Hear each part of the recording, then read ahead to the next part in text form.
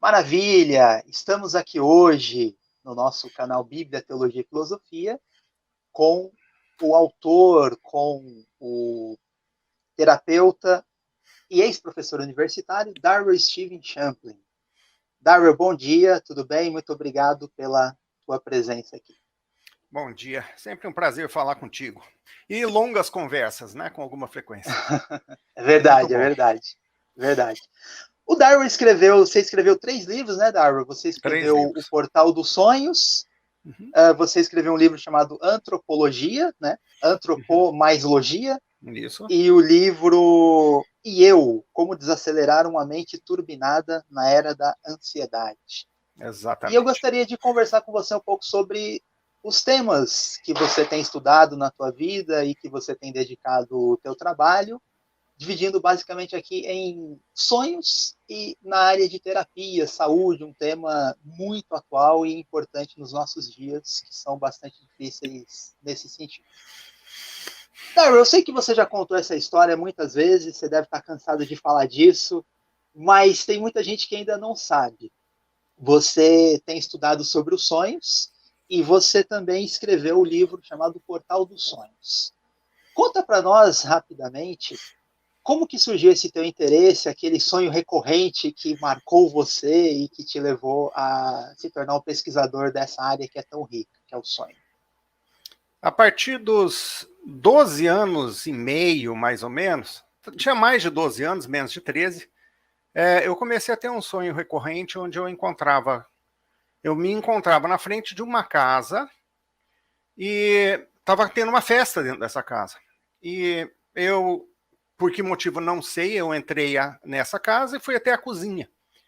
E chegando na cozinha, apareceu uma mulher e eu a peguei pela mão e puxei para fora da casa e fomos ao meio da rua. E no meio da rua eu dei nela um abraço e senti a ponta dos cabelos dela úmidos. E esse era o sonho. Numa casca de noz, esse era o sonho. E eu tive esse sonho a partir dos 12 anos e meio e era com alguma frequência. Não era assim toda semana, nem todo mês, mas era com alguma frequência. E não me incomodava, o sonho me trazia um certo grau de conforto. Mas a curiosidade é que era a coisa. Então, terminei a adolescência, por assim dizer, ingressei na universidade. Ao longo de vários anos de universidade, eu me interessei por uma série de temas. Mas lá, quando chegou o final da graduação, eu descobri um curso de pós-graduação oferecido na própria universidade na área de gestão de estresse. E um dos grandes temas eram estudos de imagens e sonhos. Eu falei, é isso. Eu vou fazer essa pós-graduação para poder entender aquele sonho que eu estou tendo desde o início da adolescência. E eu comecei o curso e terminei o curso com muita iluminação, digamos assim, mas nenhuma ideia sobre o que significava o sonho. O E isso foi sonho, curioso. esse curso, desculpa te interromper, esse curso que você fez, de alguma forma, ele tratava de interpretação de sonhos? Tinha Sim, esse sim. foco em algum momento? Tinha. O curso era voltado a como que a gente deve trabalhar o entendimento das próprias imagens que aparecem nos sonhos, quais são, como essas imagens se formam, de onde, pelo conhecimento científico da época, de onde viriam essas imagens e qual seria a função das imagens nos sonhos no dia a dia. Só que foi, claro, além disso, porque já com o conhecimento científico da época, já era possível de se determinar além, claro, dos momentos em que a gente sabe que a gente sonha com imagens, mas outras questões. Por exemplo, tem muita gente que diz que não sonha, tem muita gente que diz que sonha apenas em um determinado período, mas nesse curso ficou muito claro que a atividade onírica, ela ocorre com imagem, e daí você vai achar estranho, também sem imagem. Então, o curso deu uma formação muito interessante sobre o estado da arte do conhecimento científico da época sobre como o sono funciona e como os sonhos encaixam no sono. E à época a gente acreditava que uma das principais funções do sono seria, curiosamente, para que a gente pudesse sonhar. Hoje a gente sabe que o sono tem funções muito mais importantes, não vou dizer mais importantes, mas que a importância do sono é muito mais abrangente do que apenas, eu vou colocar entre aspas esse apenas, permitir que a gente sonhe. Tem elementos muito, muito relevantes no sono que vão além da questão das imagens e dos sonhos.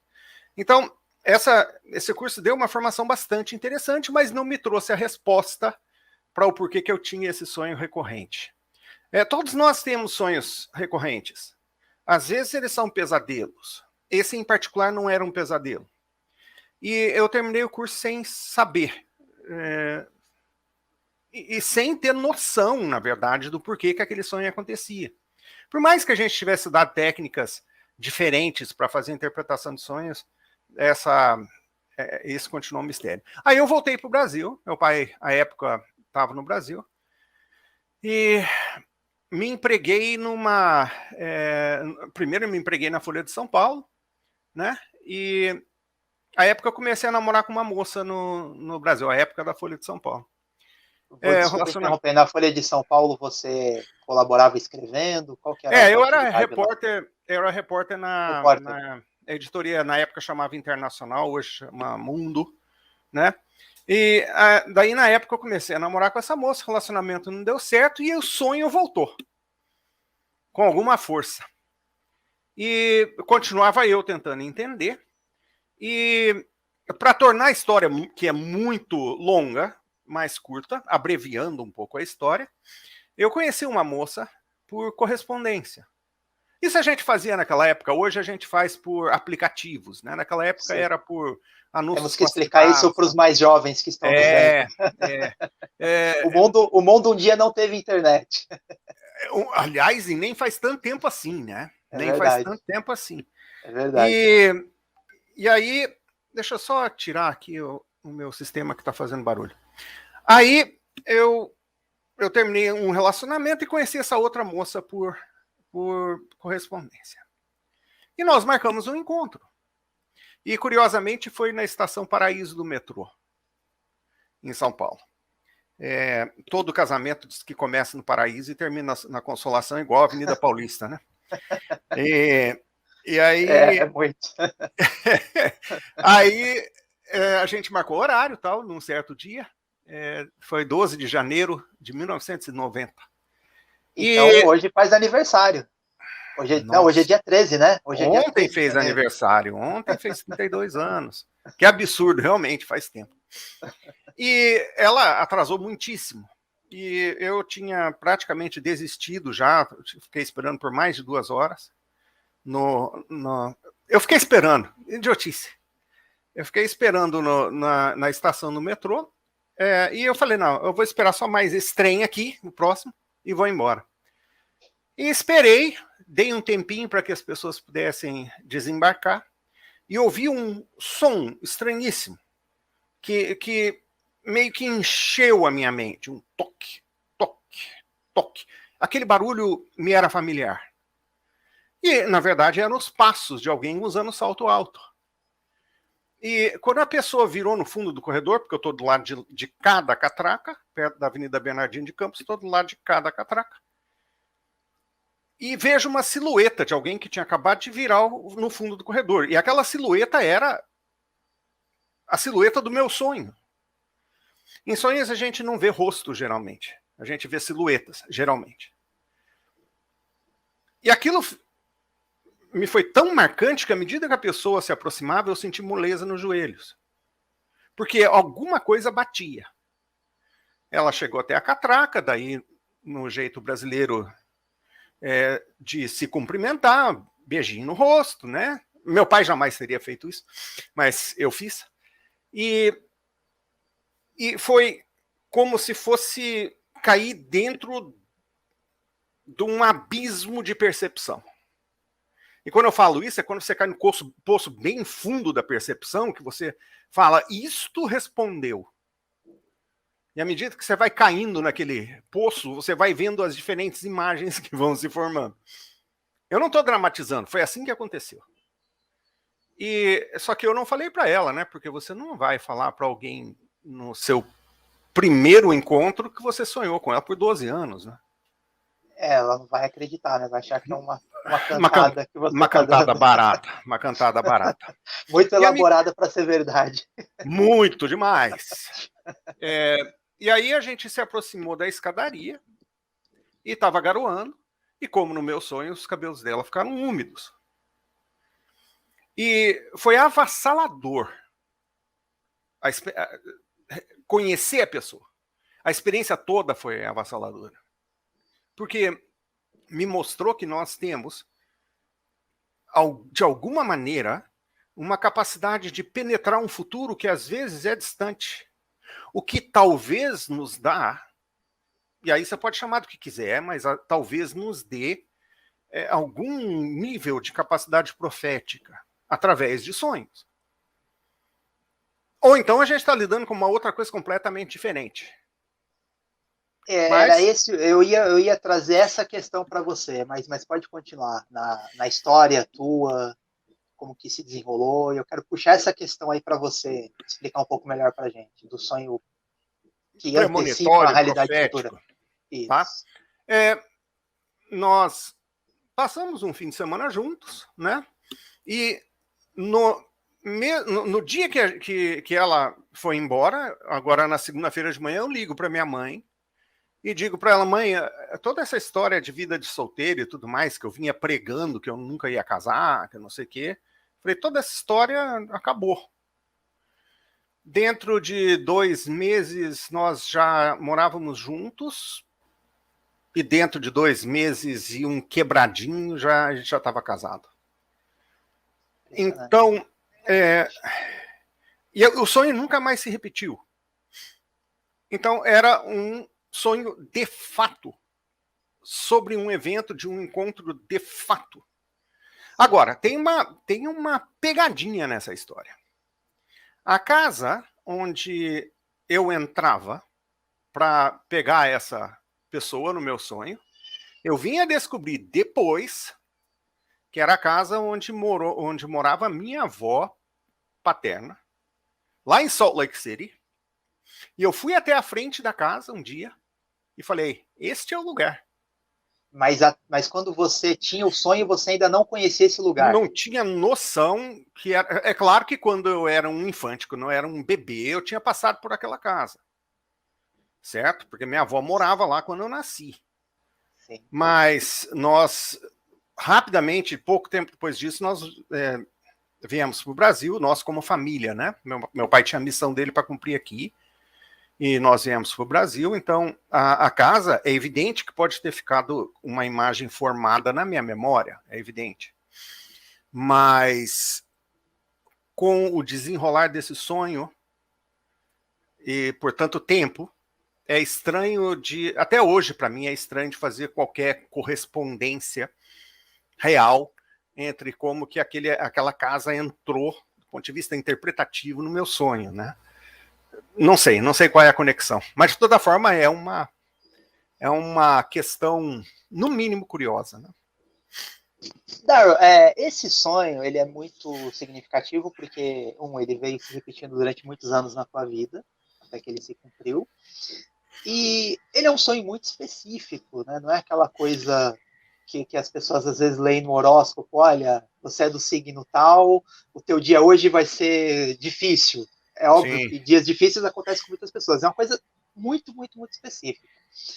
Com base nisso, até que você começou a antecipar, a partir do que você estudou no teu curso de pós-graduação, ou mesmo depois por conta própria, né, poderíamos chamar esse sonho de um sonho premonitório, pré-cognitivo, né, que traz um conhecimento antes dele acontecer.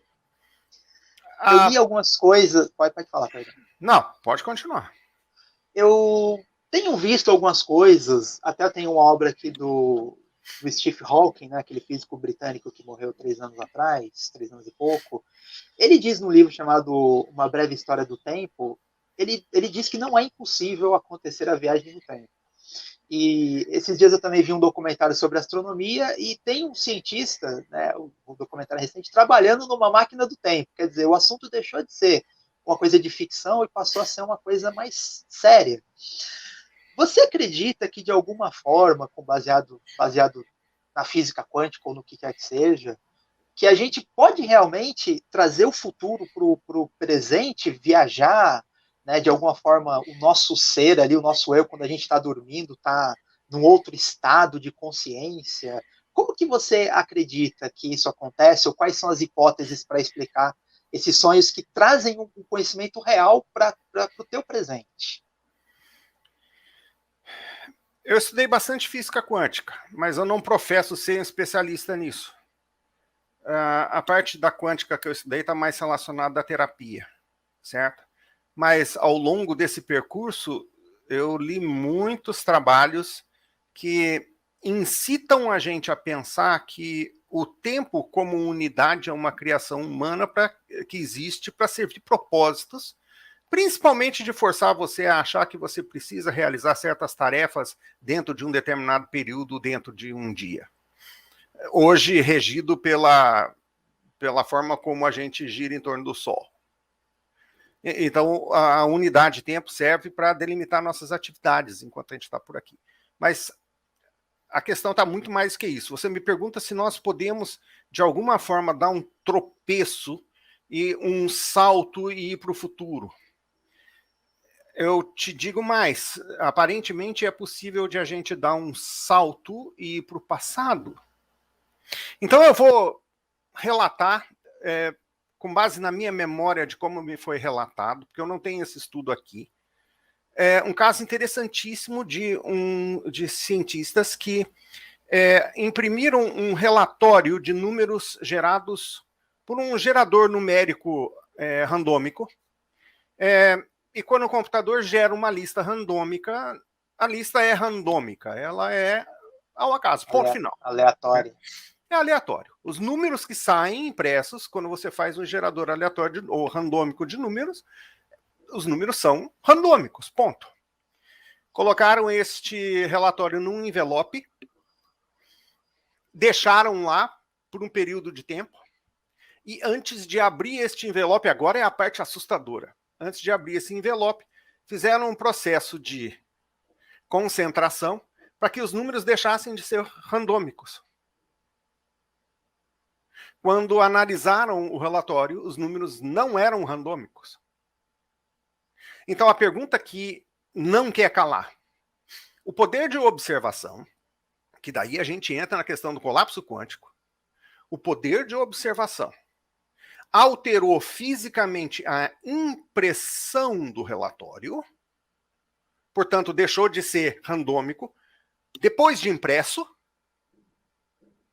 ou deixou de ser randômico porque, pelo poder da observação, as pessoas que fizeram o processo voltaram antes no tempo do que isso foi impresso.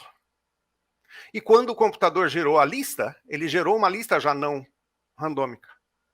Eles fizeram isso pensando, mediante o processo de observar e pensar? É isso? Isso. Porque na quântica o que a gente aprende é que quando o observador observa, as partículas entram em colapso e muda o comportamento das partículas pela observação. Então, a pergunta é, o colapso foi feito antes da impressão ou o colapso foi feito na impressão já feita? Eu digo a você, eu não tenho conhecimento científico suficiente para nem estar falando deste estudo. Não nessa área. Mas é interessantíssimo de você observar que eventos passados podem não estar escritos em pedra como a gente imaginou. E eventos futuros talvez estejam sendo colapsados agora. Em outras palavras, eu estou formando aquele evento no futuro neste momento. Entende? O que tira a casualidade das coisas. Ou seja, esse teu sonho, então, ele, interpretado dessa forma, ele pode ser não somente ele pode ser não necessariamente uma viagem da tua mente, da tua alma, o que quer que seja, ao futuro.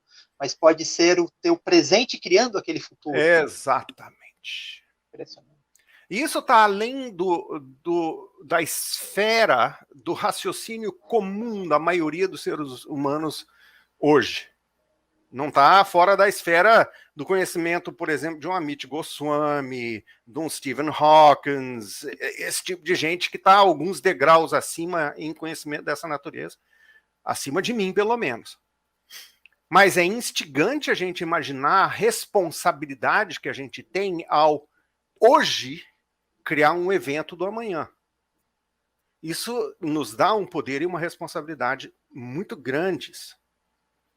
E eu não tenho muita dúvida, porque eu também depois estudei visualização, processos de visualização, e eu sei que a gente consegue mudar características do nosso futuro ao criar um processo que alguns diriam fantasioso, mas criar processos onde eu começo a concretizar o que eu quero para o futuro agora. E por que não um sonho poderia fazer isso? Agora, se você voltar a tempos bíblicos ou pré-bíblicos, daí você vai falar assim, então nós somos seres que somos dotados de capacidade de enxergar o futuro. Quando daí entra alguns dons e tudo mais, que a gente pode discutir, mas também sobre os quais eu não tenho tanto conhecimento assim, né? Mas a questão é instigante. Eu posso alterar o passado e eu posso concretizar o futuro. Por estes conceitos, isso é inteiramente possível. Talvez tenha sido isso. É impressionante. Agora, por que apareceu daquela forma no sonho? Por que eu estava entrando naquela casa? Porque... Ora, talvez seja porque é o jeito que o cérebro, não a mente, o cérebro faz com que a gente possa ter uma pequena penetração num conceito. Porque, veja, ele tem que te formar alguma coisa que você possa compreender. O cérebro faz isso. Mas isso é função da mente? Ou é uma interpretação do cérebro daquilo que a mente está enviando para o cérebro?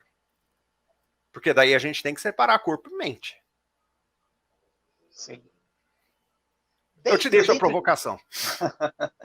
Dentro disso tudo que estamos falando, dessas complexidades e riquezas do sonho, do tempo, existe um outro aspecto do sonho que eu acho que é muito rico, muito interessante, né, que é assim, muitas vezes os sonhos podem trazer resoluções a problemas que nós desconhecemos a solução, traz ali uma resposta, ou às vezes até um conhecimento que nós não temos, não necessariamente um conhecimento do futuro, como foi o teu caso, mas um conhecimento científico, uma resposta, né?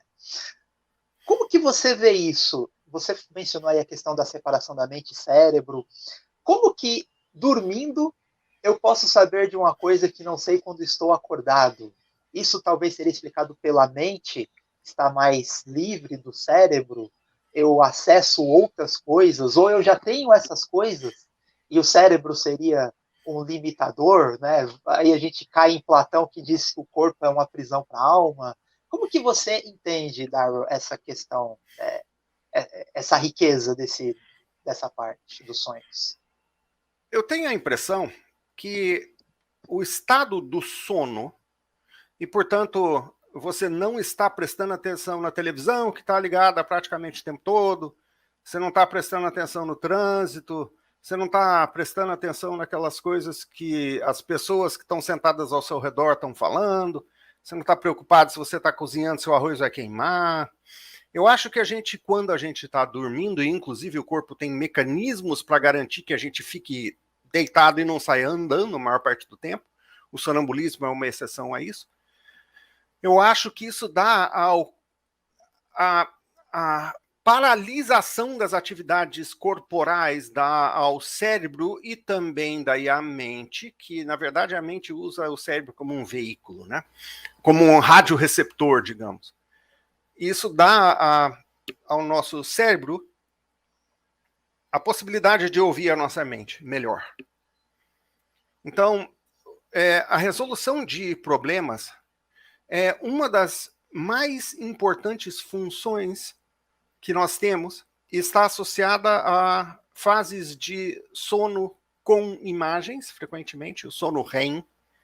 E uma das grandes questões das pessoas que têm privação de sono e não entram nas diversas fases do sono, uma das principais questões é que essa pessoa perde a capacidade não apenas de fazer o processamento de memória e a retenção de memória, mas perde também o momento da criatividade, que é o sonho trazendo para você soluções para coisas que às vezes está escancarado na sua frente, mas você, por causa da agitação do dia, você não enxerga. Por causa da questão que você está prestando muita atenção para outras coisas e você não enxerga. Na história da humanidade, você vai encontrar dezenas de relatos de invenções feitas através de soluções encontradas em sonhos. A tabela periódica é um exemplo disso. A pessoa que criou a tabela periódica tinha visto isso num sonho primeiro.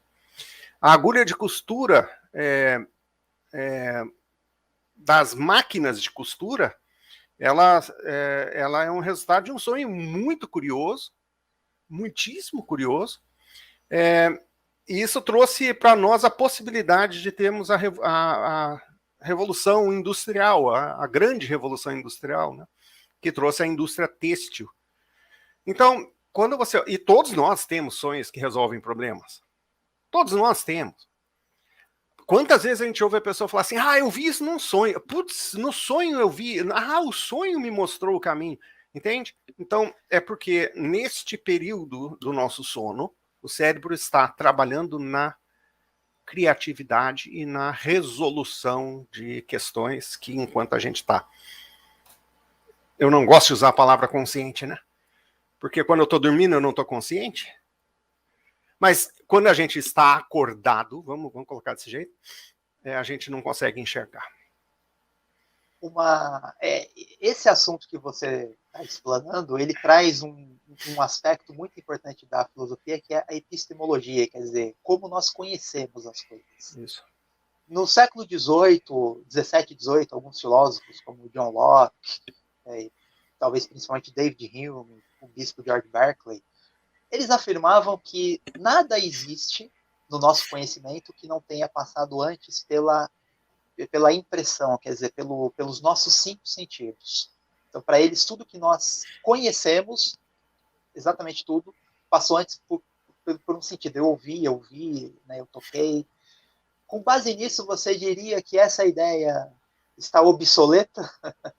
De que existe um conhecimento além daquilo que nós experimentamos, acordados pelos sentidos, tocando, vendo, ouvindo, etc.? Eu acho que os 5 sentidos, eles são um elemento importante demais enquanto a gente está desperto. Mas eu não acho que os 5 sentidos, e aí vem o 6º sentido, explicariam intuição, por exemplo. Ainda que algumas pessoas digam que a intuição é um processo bioquímico. Mas para mim a intuição, ela pesca informações de uma coleção que está situada além cérebro. Portanto, é um evento supracerebral. Certo? Ou talvez a gente poderia dizer que é um evento epifísico. Não sei nem se existe essa palavra. Mas coisas que acontecem no âmbito extra ou supracerebral. Essas informações, se você quiser argumentar que essas informações já existem, topo. Eu concordo. As informações já existem. Mas o veículo pelo qual você recebeu essas informações não é, de pronto, físico. Agora, digamos, se você quiser colocar este conceito na ideia de que o cérebro processou uma informação, portanto, ele está trabalhando com um dos nossos sentidos, tudo bem. Então, o cérebro recebeu essa informação da consciência, e quando eu falo consciência, a consciência é um evento supracerebral. A consciência não é um evento cerebral. Ela é externa ao cérebro. E tem muita pesquisa boa falando sobre isso agora. Então, digamos, talvez a consciência seja Deus. Talvez seja. E aí você, em vez de usar a expressão consciência universal, você usa a palavra Deus. Para mim, pouco importa qual é a palavra que você usa, é a mesma coisa. Aceito Deus. Pronto, tá ótimo. A informação vem dali. O cérebro processa através de um dos nossos sentidos. Boa, aí eu topo. Topo essa explicação dos filósofos daquele período. Mas a informação toda, ela não está contida na nossa presença física. Não pode ser. Não pode ser. Tá, a não ser que tenha alguma coisa acontecendo fisicamente que está ainda além do nosso conhecimento. Isso é possível. Eu acho que é uma visão míope daquilo que de fato está acontecendo. Perfeito, perfeito. Muito interessante. Daryl, transitando agora, fazendo essa pergunta aqui para já transitar um pouquinho do assunto dos sonhos para o teu trabalho hoje como terapeuta, ainda dentro do sonho, mas já fazendo esse trânsito. No teu site, eu vou deixar tudo aqui depois na descrição, os contatos do Daryl para quem se interessar por contatá-lo como terapeuta. No teu site fala sobre sonioterapia, né? Terapia do sonho. Aí eu vou te deixar duas perguntas. O que seria a sonioterapia? E o sonho, né, já que ele está associado à terapia, o sonho pode revelar, já que ele também revela o futuro, o passado, resoluções de problemas, o sonho pode revelar traumas, o sonho pode revelar medo, mágoa, coisas ruins que nós temos, e de alguma forma a pessoa comum que não entende muito, né, tem ali a sua intuição, a sua inteligência, mas não tem as ferramentas necessárias para entender o sonho, ela fica ali às vezes sonhando e não sabe o que aquilo quer dizer. O sonho pode trazer essas coisas ruins que nós temos dentro de nós? Olha, em consultório, eu perco as contas, e nem tento manter mais um registro mental disso, mas eu perco as contas da quantidade de gente que em algum momento passou lá me relatando um pesadelo horroroso que estava em algum momento relacionado a um trauma sofrido frequentemente na primeira infância. Mas não é sempre. Frequentemente na primeira infância. Até quanto tempo é a primeira infância? 4, 5 anos? Ou 0 dia até o 6º ano, hoje a gente considera. 6 anos. Até recentemente considerava-se primeira infância 5. Mas hoje alguns cientistas estão prorrogando isso. Então, uma boa parte dos eventos traumáticos que a gente sofreu neste período E veja, vamos separar, tem trauma de T minúsculo e trauma de T maiúsculo. Um trauma de T maiúsculo seria um estupro, seria um assalto, seria uma violação física, um grande acidente, uma cirurgia. Esses são traumas de T maiúsculo. O trauma de T minúsculo é aquele trauma pequeno, mas frequentemente recorrente. E o que quer dizer pequeno? Meu pai, exemplo, né? A pessoa me relatando, meu pai bebia e quando meu pai bebia, ele ia para cima da minha mãe. Isso é um tipo de relato que é muito frequente em consultório. E a criança observa isso acontecer. E quando ela observa isso acontecer, está acontecendo nela trauma de T minúsculo. Porque a violência não está voltada a ela, mas cria uma instabilidade enorme dentro do ambiente familiar. E tem N outras coisas que são traumas de T minúsculo. E para o dentista, para muita gente, é um trauma de T minúsculo, sabe? Porque não é uma coisa ameaçadora à vida, mas dá muito medo. Né? Então a exposição a esses pequenos traumas fica registrado. Tem um livro excelente escrito por um psiquiatra chamado Bessel van der Kolk. Em inglês o título é muito melhor do que o título em português. Em inglês é The Body Keeps the Score, ou Keeps a Score, que diz, o corpo mantém um placar. Acho que no português o título ficou O Corpo Não Esquece. Tá ótimo também, uma tradução bastante viável. Mas o que significa? Sofri traumas ao longo da minha vida que ficam armazenados no meu sistema nervoso e tá lá enquanto eu não trabalhar com isso. Esse trauma ele se manifesta. E se manifesta como? Por uma fobia. A pessoa tem uma fobia inexplicável a mariposas. A pessoa tem uma fobia inexplicável ao latido de cachorros. A pessoa tem uma fobia inexplicada ao ruído de um trovão. A pessoa tem uma fobia inexplicada a andar de elevador. Eu estou falando todos desses casos de pessoas que constaram comigo.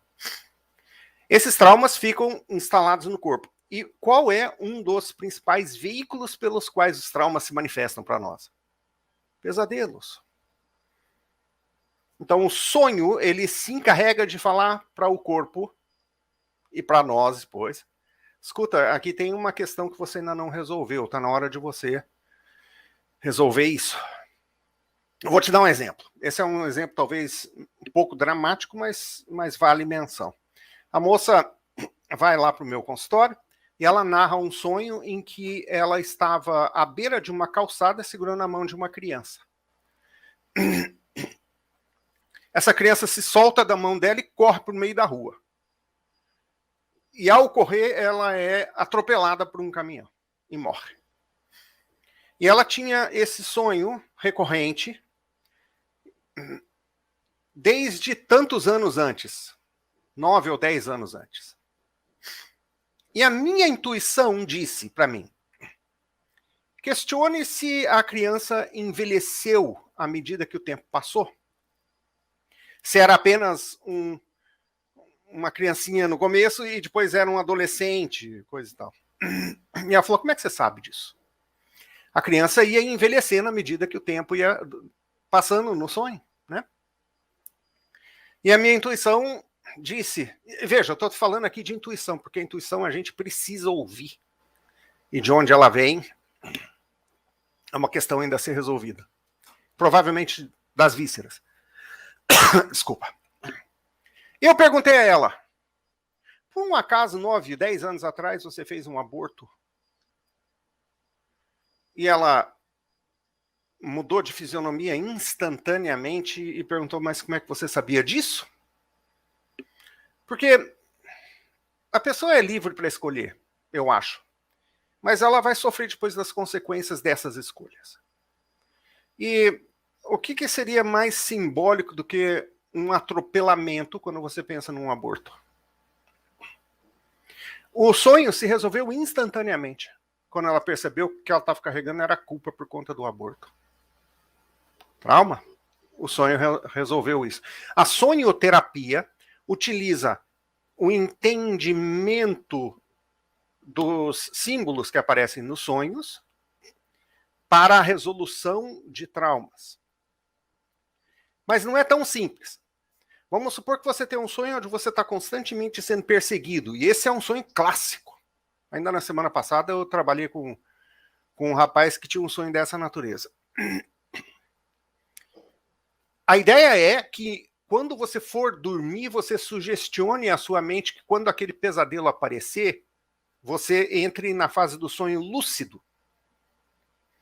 O que é um sonho lúcido? É um sonho onde eu sei que eu estou sonhando.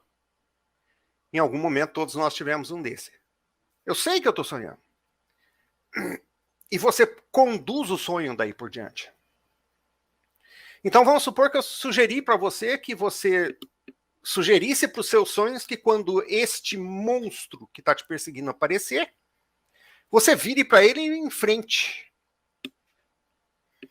Isso é uma parte do processo do sonho lúcido e da sonhoterapia. Porque você consegue enfrentar suas sombras.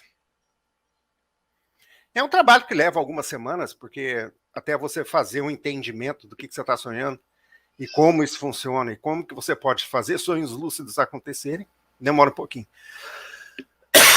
Hoje está esquisito a minha garganta aqui. Não é Covid, é do trem que eu acabei de chegar, forcei um pouquinho hoje. Interessantíssimo. A gente puxou outro assunto, né, que é a questão, além do trauma de infância, que pode perseguir a pessoa durante a sua vida, o sonho mostraria isso, né, tem uma coisa ali que não está resolvida.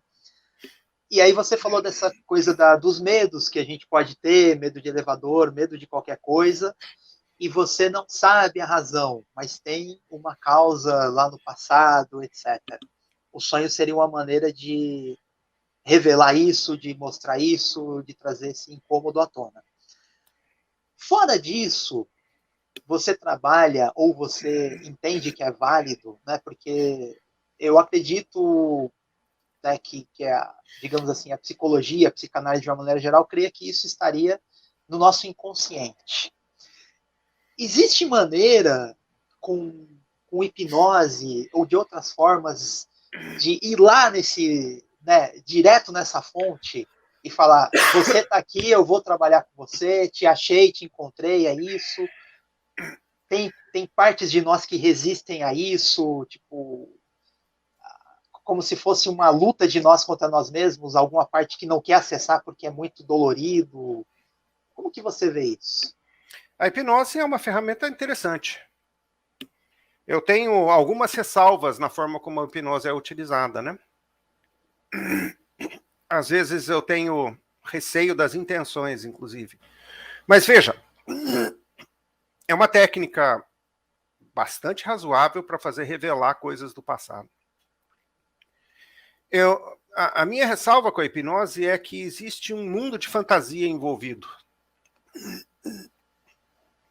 Você já reparou nos relatos de hipnose? E é claro que eu estou falando isso como alguém que não utiliza a hipnose com frequência. Eu tenho alguns processos em que eu utilizo coisas relacionadas à hipnose.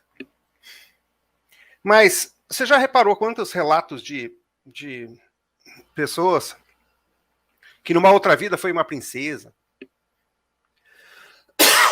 ou numa outra vida foi um rei, ou numa outra vida foi um... Ah, sei lá.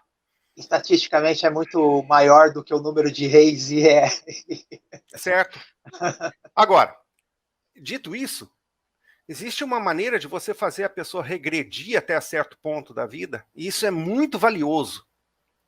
E encontrar lá coisas que a assombram até hoje.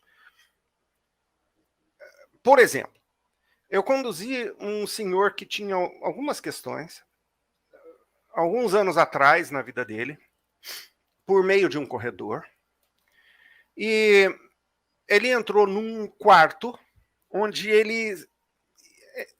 É meio dramático, eu nem sei se eu devo relatar, mas agora que eu comecei, ele entrou num quarto e ele sentou ali.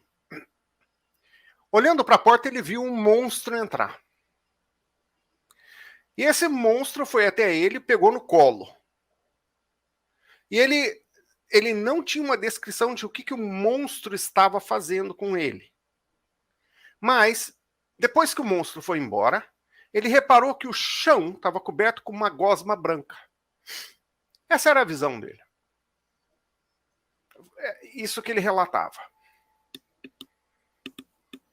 Não é esticar demais a imaginação imaginar que este menino foi molestado por um monstro. E quem era o monstro? Muito provavelmente o próprio pai.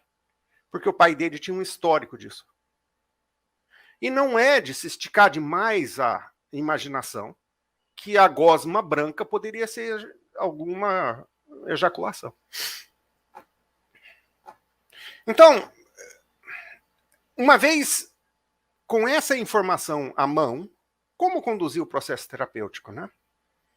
Porque você precisa revelar para a pessoa que talvez o que ela está tendo, e de novo é uma possibilidade apenas, porque a única pessoa que sabe dessa verdade é a própria pessoa.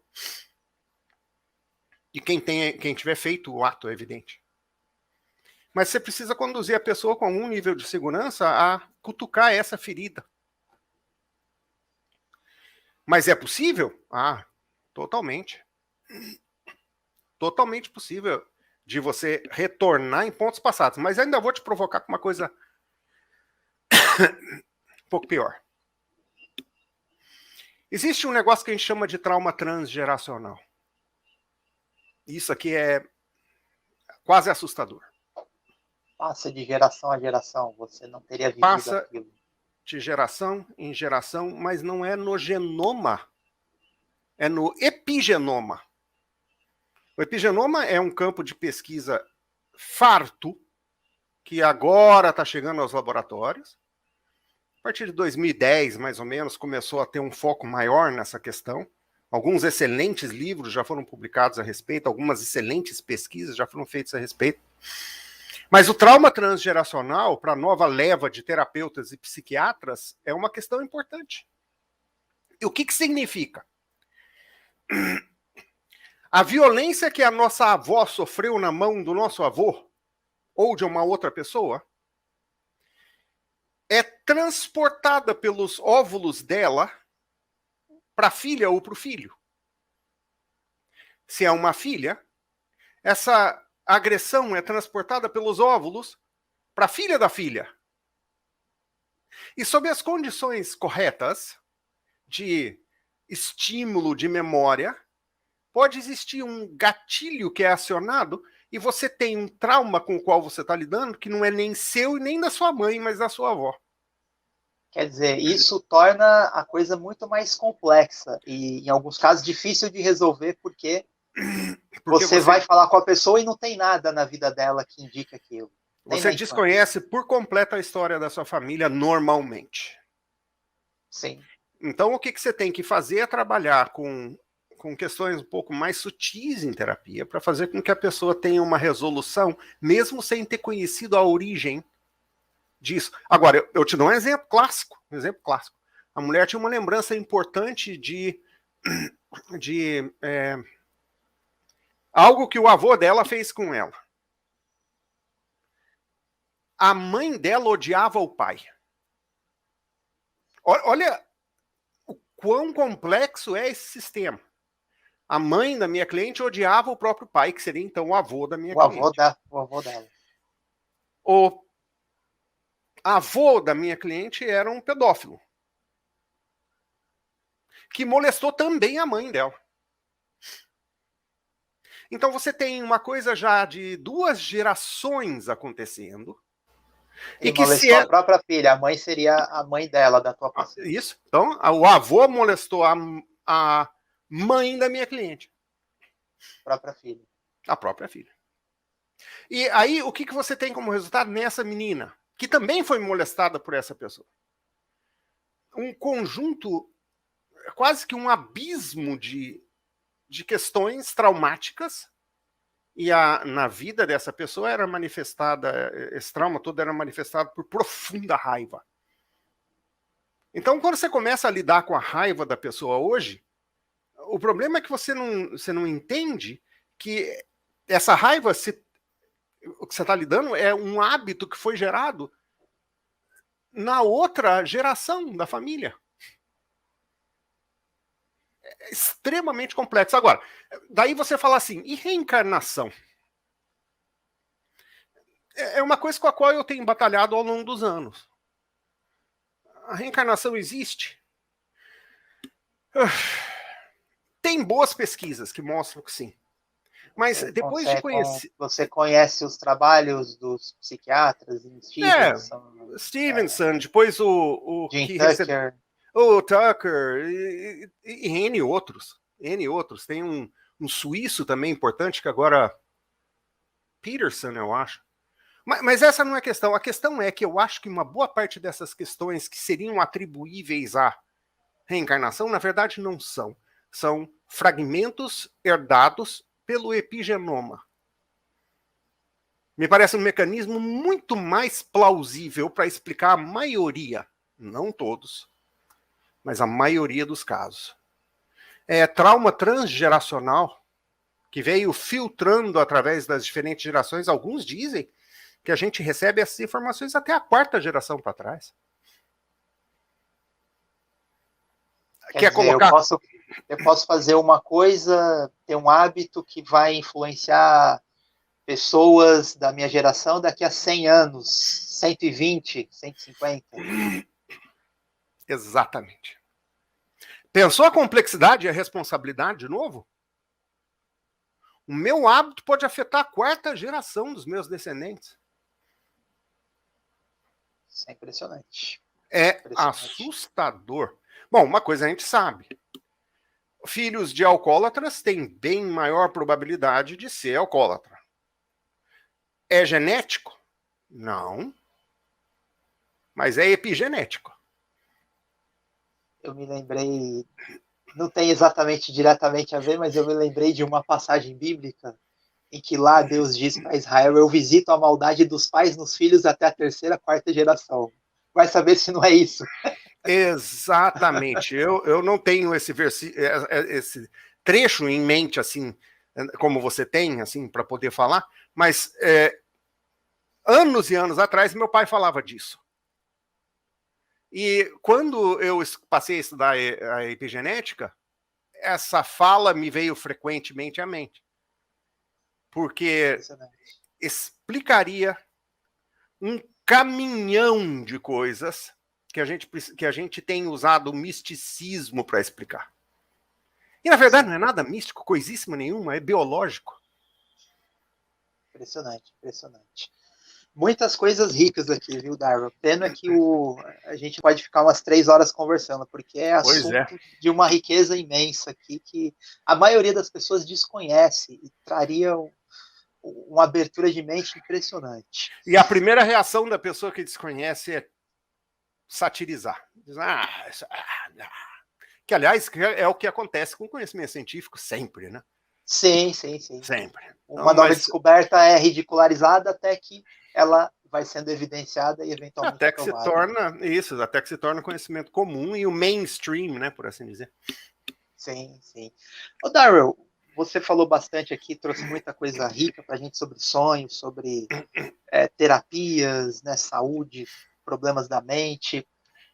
E você mencionou agora um pouquinho o teu pai. Eu queria que você falasse um pouco sobre ele, né? Para quem não sabe, o Darrell Champlin é filho do Dr. Russell Norman Champlin, que viveu entre os anos de 1933 e partiu em 2018. Fez uma obra gigantesca e única no Brasil, interpretou todos os versículos da Bíblia, fez uma enciclopédia de Bíblia, Teologia e Filosofia. Eu acredito que ninguém tenha produção nem perto do que o Dr. Champlin fez no Brasil.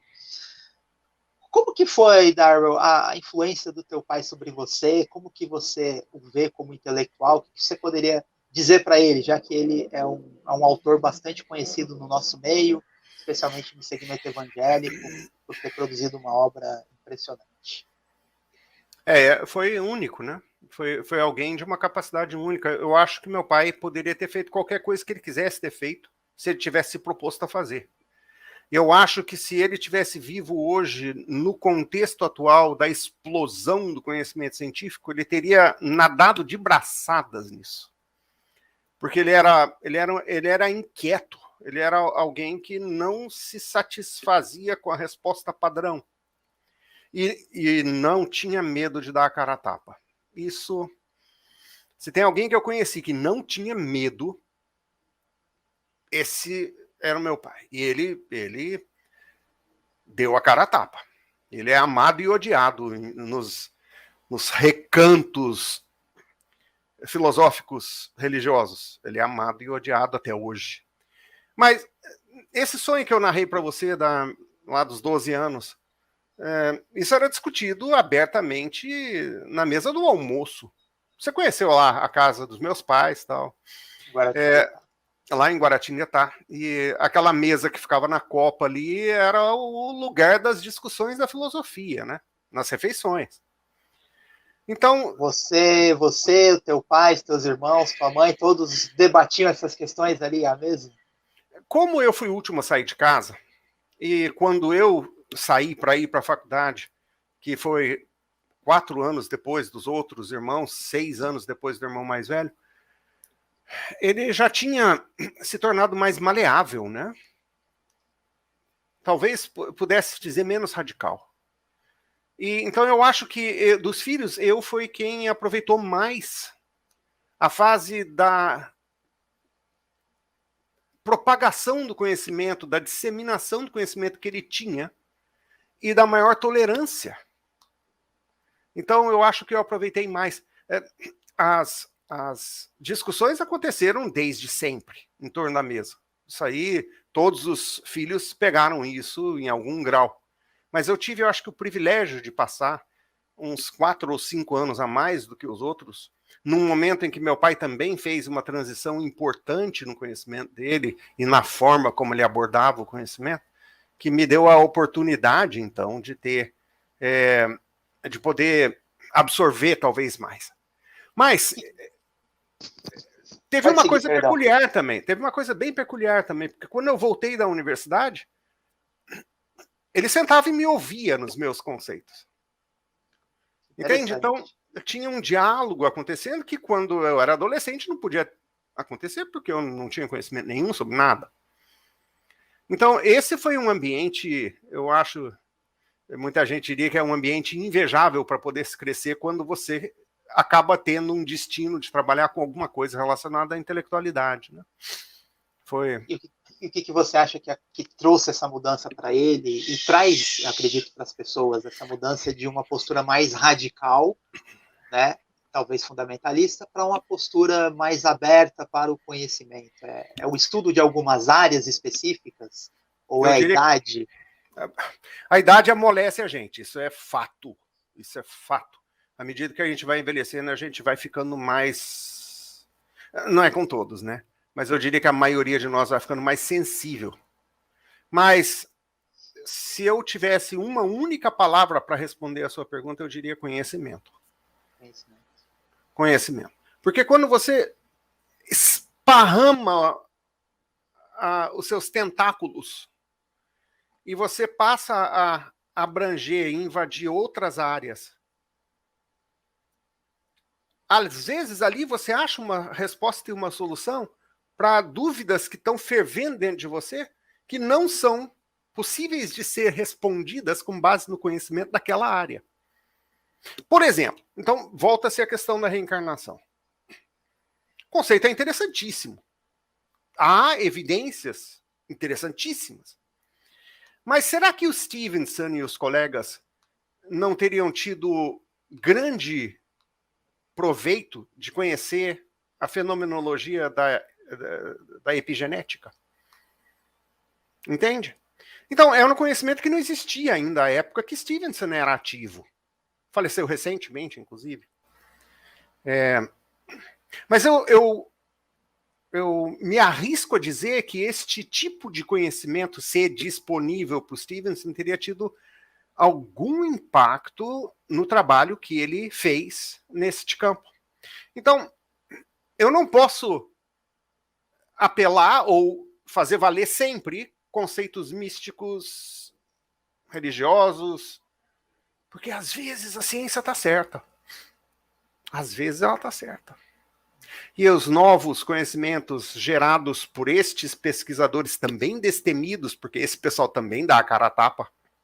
Sim, porque falar de reencarnação dentro da Universidade da Virgínia, né, eles estão trazendo ali uma hipótese que é fora do que a ciência considera.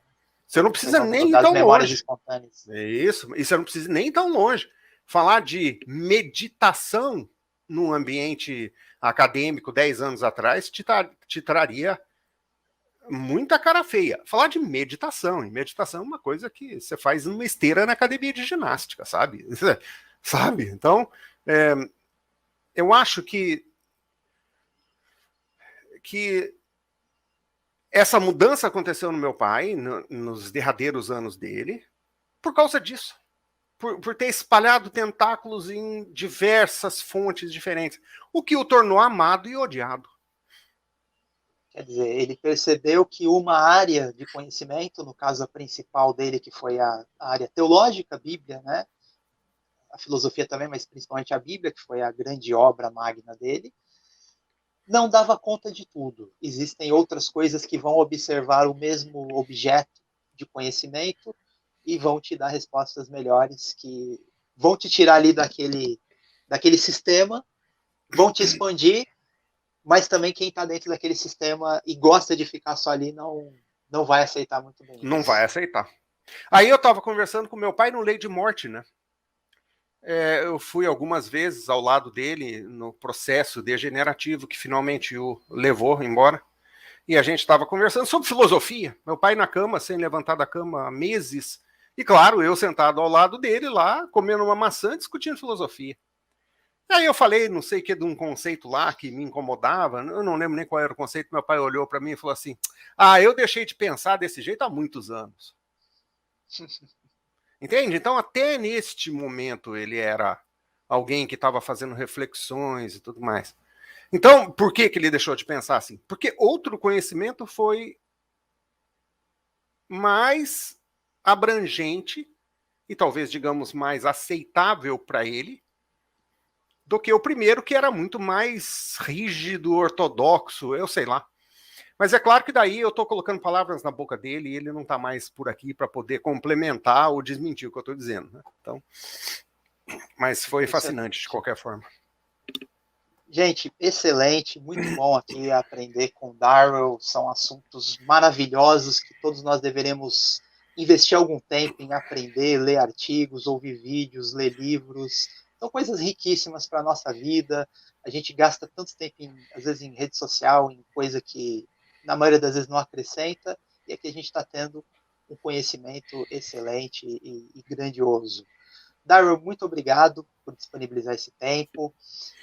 Estarão aqui disponíveis os teus contatos aqui do teu trabalho, teu site, tudo que você gostaria, né, para as pessoas te contatarem, precisar de terapia, precisar desse conhecimento do Darrell para vencer algum trauma, alguma situação. O Darrell é terapeuta e, como vocês podem observar, está muito bem habilitado aí para conhecer a realidade complexa que nós temos e te apresentar a melhor solução.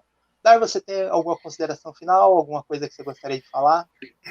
Eu gostaria de me manifestar e manifestar duas coisas, na verdade. O primeiro é o meu apreço por você. Eu já te falei numa outra ocasião isso, mas eu gostaria de tornar isso público, porque se teve alguém que meu pai respeitou, foi você. E isso não tem preço para mim, sabe? Porque meu pai era muito introvertido, ele era bastante antissocial. Mas quando ele falava de você, os olhos dele brilhavam. Então, o meu apreço por você ter, de alguma forma, existido na vida dele. Porque no período em que vocês mantiveram todos os contatos que vocês mantiveram, foi um período muito difícil para ele. Ele estava aposentado já e passando pelas transformações que a gente passa quando a gente aposenta, né? Ainda assim, ele concluiu obras monumentais mesmo depois de aposentado. Então, meu agradecimento público a você por ter estado presente para ele em diferentes ocasiões, né? Foi importante para ele. A segunda coisa é que eu acho que você está fazendo um trabalho de valor insubestimável. Eu acompanho o seu canal, né? Mas eu sei que vai além só disso. E de novo, eu uso só entre aspas, né? Porque é um dos ramos do seu trabalho, né? Então, eu insto você a permanecer firme neste processo. Às vezes, os resultados que a gente gostaria de ter não são instantâneos neste processo de fazer divulgação, enfim, os interesses do mundo são estranhos, mas você está fazendo um trabalho valioso para disseminar ideias sobre as quais outras pessoas só pensam porque não têm coragem de colocar a cara a tapa. É isso que eu gostaria de dizer. Maravilha, muito obrigado, fico muito feliz com as tuas palavras, meu apreço por você também, você sabe disso. E pelos teus pais, né, conheci o Dr. Champion, a Dona Irene, tive um contato maravilhoso com eles por alguns anos, foi um grande privilégio para mim estar com ele, né? Eu já tinha essa vontade de conhecê-lo há algum tempo, antes de tê-lo conhecido em 2007, por suas obras. Tive sonho com ele antes de conhecê-lo também. Interessante.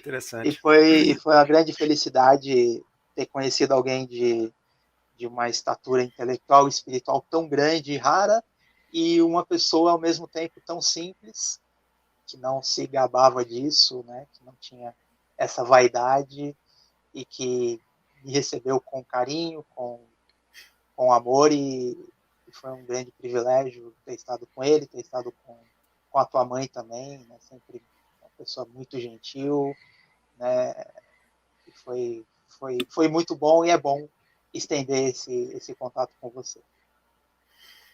Obrigado pela oportunidade de ter essa conversa mais uma vez. Muito obrigado, um grande abraço, e eu vou encerrar aqui.